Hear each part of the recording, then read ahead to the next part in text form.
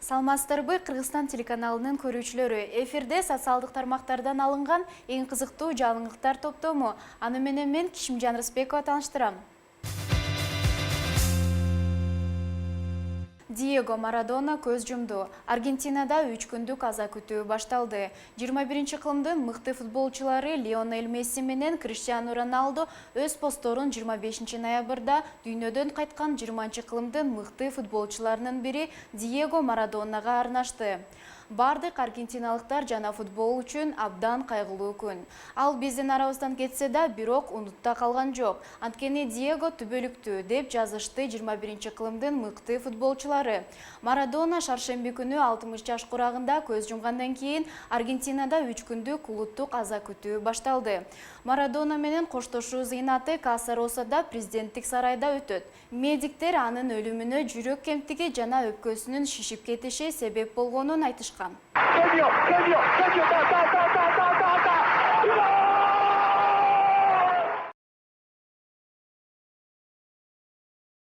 Соклукта баласын сабоого шектелген өгөй атаны сот үйүнө чыгарды. Тагыраагы өгөй ата 2 айга эч жакка чыкпоо тилкаты менен эркиндикке чыгарылды. Апта башында интернетке денеси көгала болуп, көзүнө кан уйган 6 жашар баланын сүрөтү тараган. Окуянын өзү 18 ноябрга караган түнү Соклук районундагы поле чудес конушунда орун алып, бала ооруканага жеткирилген. Факты үй бүлөлүк зомбулук беренеси менен каттоого алынып, баласын сабоого шектелген өгөй ата кармалган болчу.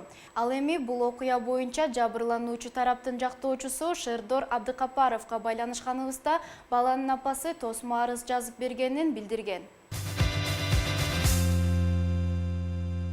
Социал-демократтар партиясынан жогорку кеңештин депутаттыгына талапкер болгон Темирлан Султанбеков Бишкек шаарынын вице-мэри Жамалбек Ырсалиевке кеңешчи болду. Бул тууралуу вице-мэр социалдык тармактагы баракчасына жазып чыкты.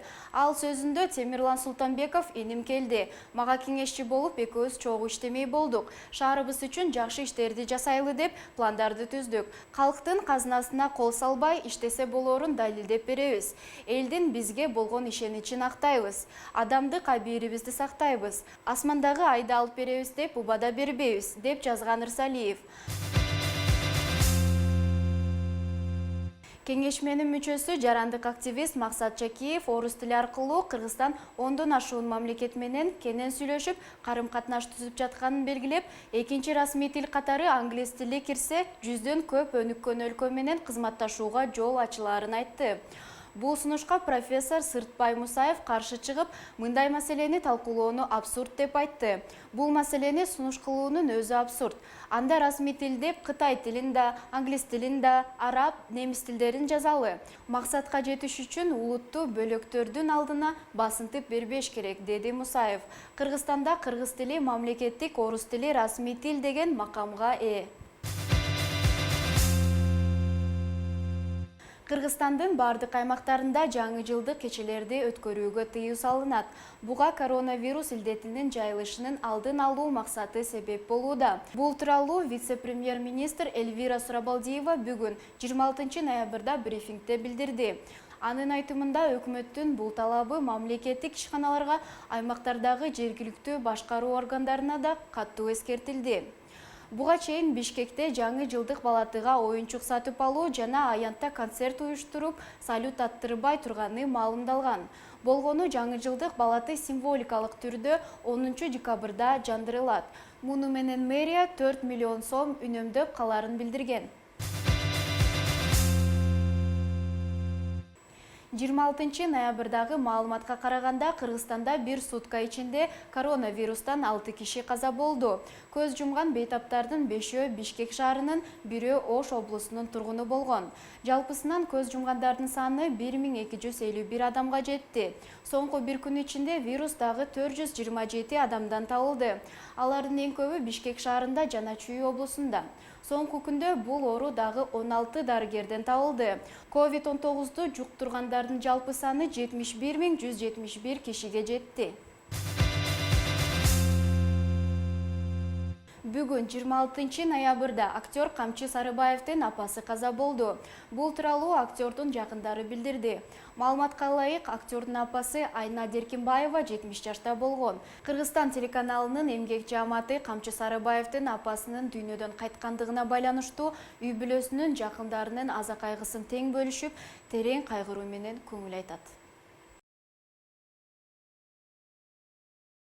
Музыка жаатында эң беделдүү сыйлыктардын бири болгон Грэмми сыйлыгына талапкерлердин тизмеси жарыяланды.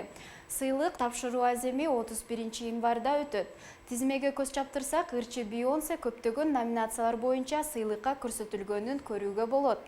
Ал эми эң кызыгы Иманбек аттуу казак улутундагы музыкант Roses чыгармасына жазган ремикси эң мыкты ремикс номинанттарынын катарына кошулду. Темир жолдо иштеген 20 жаштагы казак музыкантынын чыгармасы Грэмми сыйлыгына талапкер болду. Сиз бул чыгарманы көп уккансыз, бирок ал боордош элге таандык экенин билчү белеңиз? Иманбек Зекенов 2000 жылы Павлодар областында жарык дүйнөгө келген. Ал 17 жашында, тактап айтканда 2017 жылы темир жол станциясында иштеп жаткан убагында америкалык рэперчиси Карлос Сен-Джондун Roses чыгармасына ремикс жазган.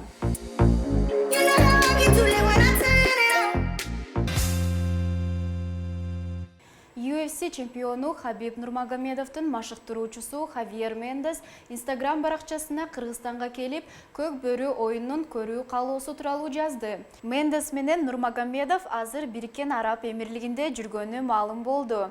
Машыктыруучу Кыргызстанды кайрадан көргүсү келип жатканын кыргыз ишкери менен жолукканда айткан. Кереметтүү Кыргызстанга барууну чыдамсыздык менен күтүп жатам. Ошондой эле көк бөрү оюнун да көрсөк дейбиз, деп жазган Мендес. UFC чемпиону да Instagram баракчасынын сторис бөлүмүнө жакында Кыргызстанга барам деп жазган. Белгилей кетсек, 2018 жылы Хабиб Нурмагомедовдун Улуттук Олимпиада комитетинин чакыруусу менен өлкөгө келип кеткен. Анда ал Кыргызстанда ушунчалык атактуу экенине таң калганын билдирген. Мен сени күттүм ай деп боздогон ырчы Джони сүйүктөөсү Айжан Нурланбековага баш кошуу алдында турат. Ырчы мырза тойго кызуу даярданып жатканын жергиликтүү басылмалардын бирине кабарлады. Айтымында 29 ноябрь күнү кыз узатуу, ал эми үлпөт той 2 декабрга белгиленген. Ошондой эле ал Айжан аттуу сулуу менен сүйлөшүп жүргөнүнө туура 2 жылдын жүзү болгонун кошумчалаган. Ушуну менен Соц Ньюс программасына бөлүнгөн убакыт аягына келип жетти. Эфир аркылуу амандашканча сак саламатта калыңыздар.